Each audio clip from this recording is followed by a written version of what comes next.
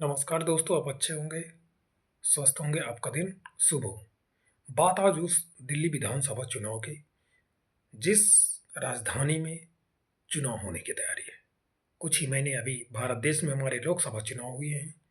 अब वहाँ विधानसभा चुनाव होने वाली है। आपने देखा होगा कि जब भी चुनाव की टाइम आती है, तब भर जो हमारे देश के नेता होते हैं, राजनेता होते हैं, कहीं न कहीं कई वादे करते हैं। देश में फ्री फ्री फ्री फ्री की जितनी भी योजनाएं बनने जा रही है, खासकर वो भारत देश के हित में बिल्कुल नहीं है। खासकर भारत देश के जो देश की जनता है, उनके हित में कदापि नहीं है। भारत की जो विकास की गति है, वो फ्री के चक्कर में फ्री में ही रह जाती है और हमारे देश की जनता इसको समझती नहीं है। कोई भी राजनेता ज़्यादातर कभी भी अपने मैनिफेस्टो में नहीं कहता कि मैं स्कूल की शिक्षा अच्छा कर दूंगा, कि हॉस्पिटल की जो बदतर हालात हैं उसको अच्छा कर दूंगा। मैं मानता हूं कि अगर देश की शिक्षा प्रणाली अच्छी होगी तो लोग पढ़ेंगे और पढ़ने के साथ साथ वो कहीं ना कहीं अपने देश के लिए अच्छा योगदान देंगे, अपने परिवार के लिए और अपने खुद के लिए। उनको कहीं भटकने की जरूरत नहीं होगी।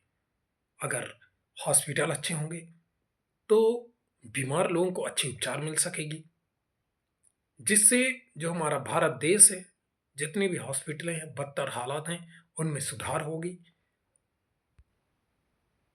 दिल्ली के चुनाव में फ्री के चक्कर में आपने देखा होगा बीजेपी, कांग्रेस, आम आदमी पार्टी, तीनों पार्टियां देश की जनता के साथ साथ दिल्ली में बैठे शिक्षित लोगों को भी लॉलीपॉप देने में लगी हुई है।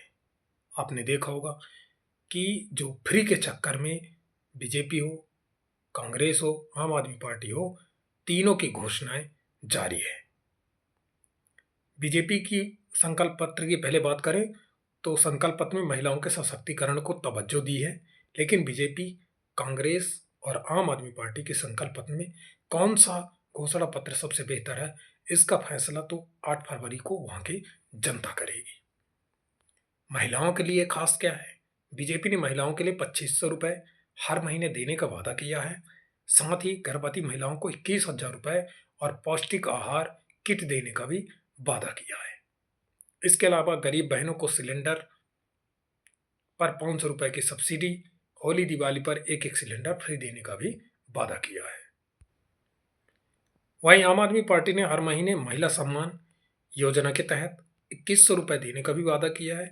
रसोई गैस सिलेंडर पर 500 रुपए देने का वादा किया है।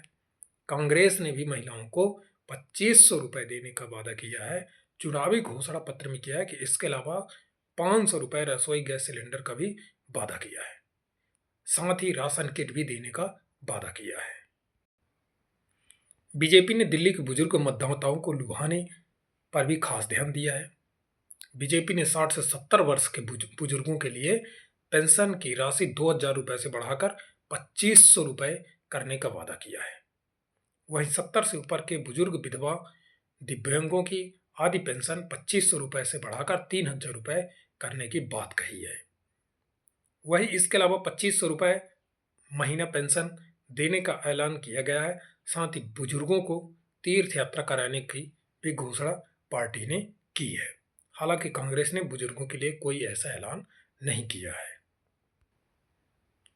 आम आदमी पार्टी ने स्टूडेंट वोटर को लुभाने के लिए अपने घोषणा पत्र पर बस फ्री करने का भी ऐलान कर दिया है और मेट्रो के किराए में 50% की कटौती करने का वादा किया है।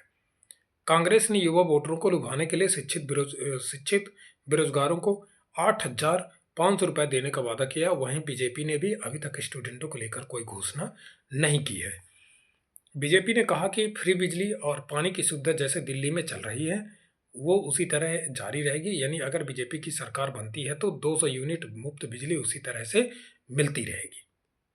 इसके साथ ही महिलाओं के लिए दिल्ली पर बसों में मुफ्त सुविधा चलती रहेगी और वो जारी रहेगा। आम आदमी पार्टी ने भी अपने घोषणा पत्र में फ्री बिजली की योजना की है, उसे जारी रखने की भी घोषणा की है। वहीं पानी के लंबे समय से जो बिल आ रहे हैं, अगर वो गलत है तो उनको खत्म किया जाएगा। हालांकि दिल्ली कांग्रेस की तरफ से 300 यूनिट बिजली मुफ्त देने का भी ऐलान किया गया है। आम आदमी पार्टी ने बुजुर्गों के इलाज के लिए संजीवनी योजना का भी ऐलान किया है, जिसमें 60 साल से ऊपर के बुजुर्ग को दिल्ली के किसी भी प्राइवेट और सरकारी अस्पताल में मुफ्त इलाज मिलेगा। बीजेपी ने ऐलान किया है कि वही आयुष्मान योजना को लागू करेंगे, जिसके तहत 5 लाख का इलाज मिल सकेगा। वहीं दिल्ली सरकार की तरफ से अतिरिक्त 5 लाख रुपए का इलाज अतिरिक्त किया जाएगा, यानी 10 लाख तक का इलाज दिल्ली में किसी भी अस्पताल में हो सकेगा। वहीं कांग्रेस ने 25 लाख रुपए तक का वादा किया है। आम आदमी पार्टी की सरकार की तरफ से हर महीने 1800 रुपए पुजारियों, ग्रंथियों, मस्जिद के मौलाना को भी देने का ऐलान किया है। हालांकि बीजेपी और कांग्रेस ने मंदिर के पुजारियों और ग्रंथियों और मौलाना के लिए ऐसा कोई ऐलान नहीं किया है। भारत देश में चुनाव के आते समय ही ये फ्री की रेवड़ियां बंटनी चालू हो जाती है। ये हमारे भारत देश की जनता के लिए कितनी कारगर होगी, ये आने वाला समय ही बताएगा कि हमारे भारत देश में किस तरह से और कैसे देश की विकास की गति में रुकावट आ रही है। देश की जनता है और उसे फैसला करना है सरकार किसकी बननी है, देश के हित में कौन अच्छा काम कर रहा है, देश के लिए कौन अच्छा काम कर रहा है, देश की जनता के लिए कौन अच्छा काम कर रहा है, देश के बसे लोगों के जो हित में है उनके लिए कौन अच्छे फैसला ले रहा है, ये जनता को तय करना है। ये जो फ्री की, मुफ्त की जो रेवड़ियां चालू है, उसमें कहीं ना कहीं हमारे देश की जो विकास की गति है, जो ग्रोथ है, वो डूबती है।